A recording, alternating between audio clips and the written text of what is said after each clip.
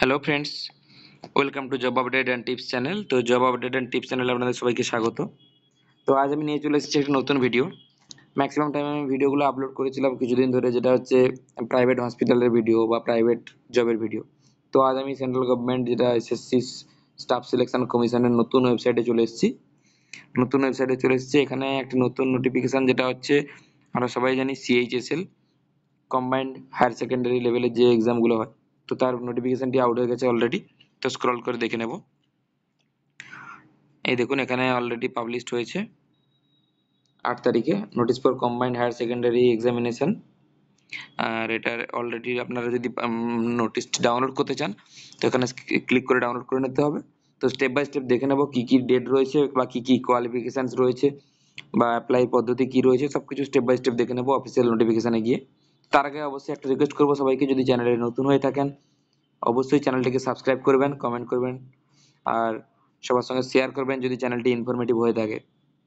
তো চলুন শুরু করে নেওয়া যাক ভিডিওটি। অফিসিয়াল নোটিশে গিয়ে দেখে নেব স্টেপ বাই স্টেপ। আমি চলে এসেছি অফিসিয়াল নোটিফিকেশানে, যেটি আপলোড হয়েছে কমিশনের ওয়েবসাইটে 8/4/2024 বললাম, কালকে আপলোড হয়েছে।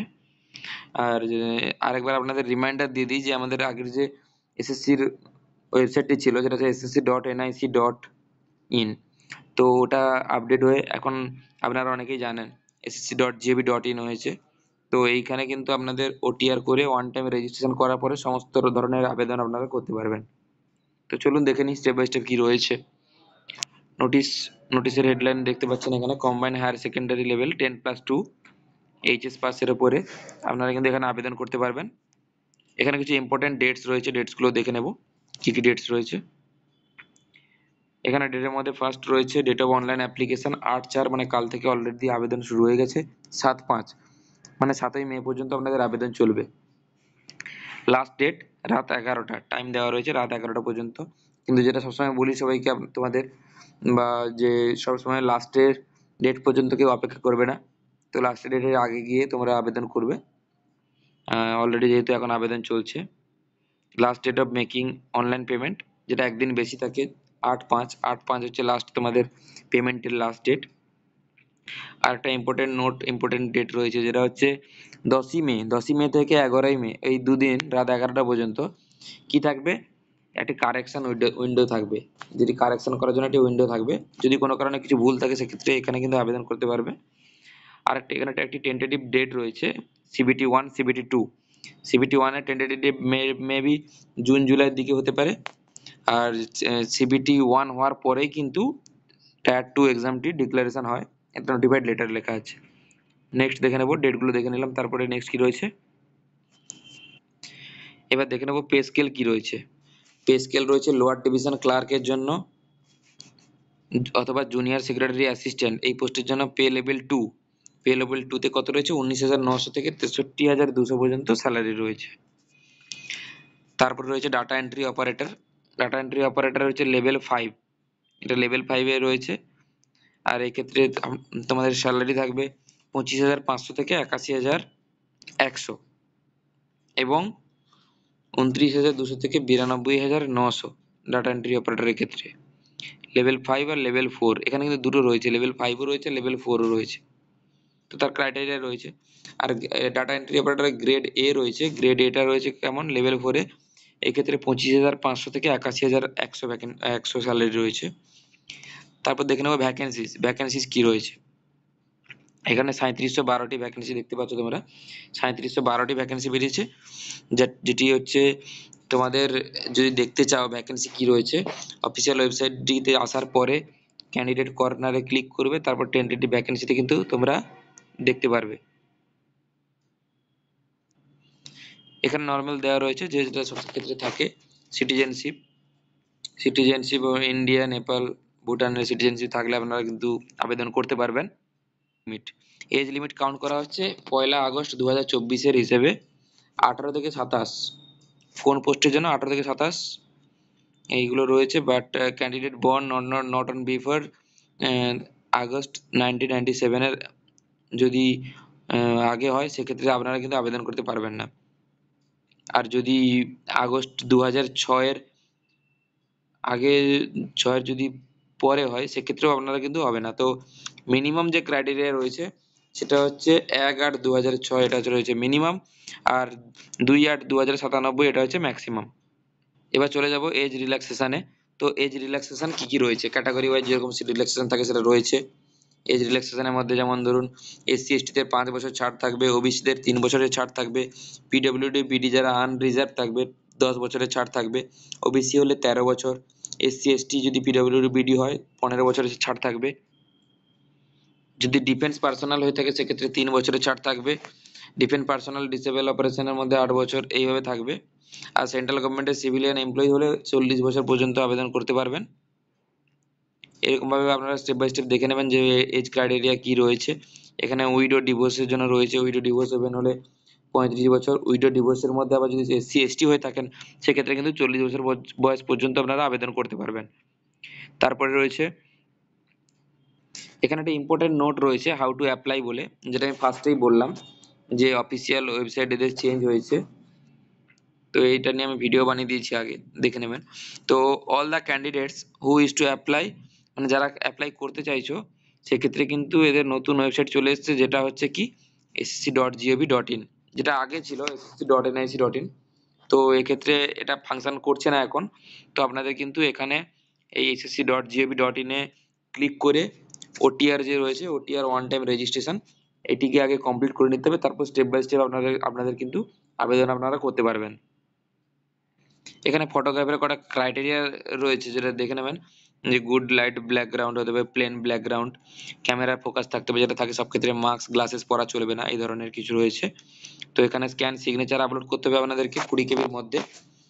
ব্লার ফটোগ্রাফ অথবা ব্লার সিগনেচার থাকলে কিন্তু অ্যাপ্লিকেশনটি আপনাদের কিন্তু রিজেক্ট হতে পারে, এখানে মেনশন করা রয়েছে, তো রিজেক্ট হতে পারে। আরেকবার দেখে নেবো এখানে লাস্ট ডেট কি রয়েছে, লাস্ট ডেট 7/5, যেটা বললাম 7/5। তো 7ই মে রাত 11টা পর্যন্ত আপনারা কিন্তু আবেদন করতে পারবেন। অ্যাপ্লিকেশন ফি, অনেকেই জানেন অ্যাপ্লিকেশন ফি, যারা অনেকে আগে আবেদন করেছেন অ্যাপ্লিকেশন ফি এসএসসিতে 100 টাকা করে থাকে। তো 100 টাকা প্লাস ব্যাংক চার্জ যেরকম থাকবে। আর ব্যাংকের চার্জটি কাটানোর জন্য আপনারা ইউপিআই নেট ব্যাংকিং থেকে কিন্তু ইউজ করতে পারবেন। আর অনলাইন পেমেন্টের ডেট হচ্ছে 8/5/2024, 8ই মে রাত 11টা পর্যন্ত আপনারা কিন্তু অনলাইনে ফিটি পেমেন্ট করতে পারবেন। সেন্টার, তো এক্ষেত্রে কিছু এক্সাম সেন্টারের ক্রাইটেরিয়া রয়েছে, আমি ওয়েস্ট বেঙ্গলের কিছু সেন্টার দেখিয়ে দিচ্ছি, কারণ ম্যাক্সিমাম অডিয়েন্স ওয়েস্ট বেঙ্গলের আছে এখন আমার চ্যানেলে। তো সেক্ষেত্রে কি রয়েছে, এই প্রসেসটা সেম থাকবে। আমি একটা এক্সাম্পল হিসেবে ওয়েস্ট বেঙ্গল দেখিয়ে দিচ্ছি। তো কলকাতা, সাপোজ কলকাতা যদি কেউ সেন্টার চুজ করতে পারেন ফার্স্ট চয়েস, সেক্ষেত্রে আপনাদের কি করতে হবে, 4410 যে রয়েছে এটা 4410-তে ক্লিক করতে হবে। তারপরে ধরুন শিলিগুড়ি কেউ চাইছেন, তো শিলিগুড়িতে 4415, দুর্গাপুর চাইছেন সেন্টার হিসেবে 4426, কেউ আসানসোল চাইছেন 4417। এইভাবে আপনাদের কিন্তু সেন্টার কোডগুলো দিয়ে চুজ করে নিতে হবে সেন্টারগুলো। এবার দেখে নেব টায়ার 1 এক্সামের কি কি সিলেবাস রয়েছে, কি রকমের কোশ্চেন রয়েছে, কাট অফ মার্ক বা মার্ক কি রয়েছে, টাইম ডিউরেশন কি রয়েছে, সব স্টেপ বাই স্টেপ দেখে নেব। তো টায়ার 1 এর জন্য, তো টায়ার 1 এ কি রয়েছে, পার্ট 1 থাকবে English language, number of question, maximum marks, number of question থাকবে 25টি, যার ম্যাক্সিমাম নাম্বার থাকবে 50টি, টাইম ডিউরেশন থাকবে সব ক্ষেত্রেই 60 মিনিট টাইম থাকবে। আর জেনারেল ইন্টেলিজেন্স থাকবে 25টি কোশ্চেন, কোয়ান্টিটিভ অ্যাপটিটিউড থাকবে 25টি, জেনারেল অ্যাওয়ারনেস থাকবে 25টি। এই মিলিয়ে মোট 100টি কোশ্চেন থাকবে, যেটি হচ্ছে 200 নম্বরের এক্সাম। 60 মিনিটে আপনাদের কিন্তু এক্সাম দিতে হবে।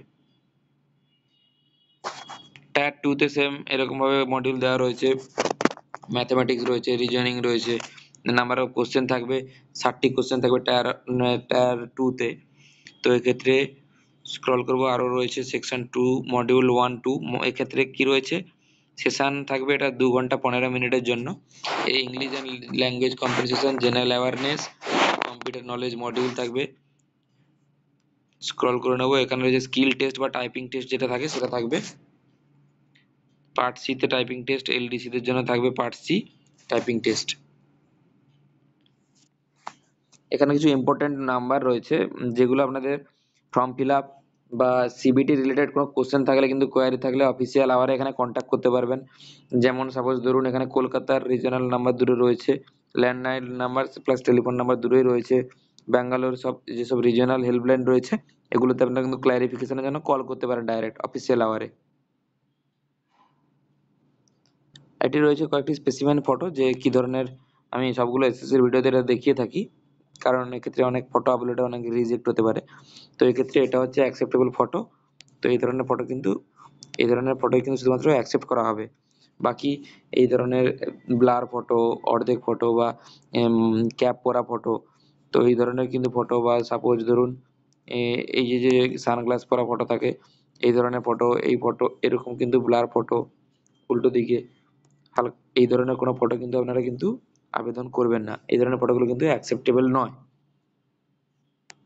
রয়েছে যেটা হচ্ছে ল্যাঙ্গুয়েজ অফ এক্সাম। তো বিভিন্ন ল্যাঙ্গুয়েজ রয়েছে, যার যে ল্যাঙ্গুয়েজ থাকে, তো ল্যাঙ্গুয়েজ অফ এক্সামের জন্য বিভিন্ন কোড রয়েছে। ওখানে তো নাম আসবে না, যখন ফর্ম ফিল আপ করবেন তখন কোড আসবে।